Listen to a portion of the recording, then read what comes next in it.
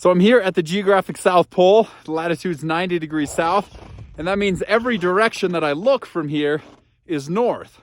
So if the wind is blowing here, which direction is it coming from? And how do we tell directions? If I'm heading that way, I'm heading north. If I'm heading that way, I'm also heading north. So how do we navigate down here? So the only way to properly navigate down here is to use what's called grid navigation. And I'll show you how that works.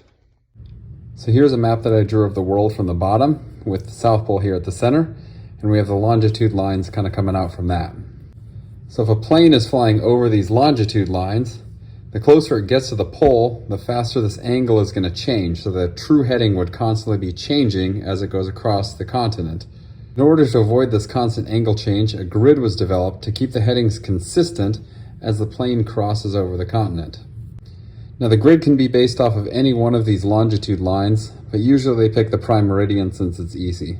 So this is our prime meridian here at 0 degrees, and gives us a nice straight line right here over the pole.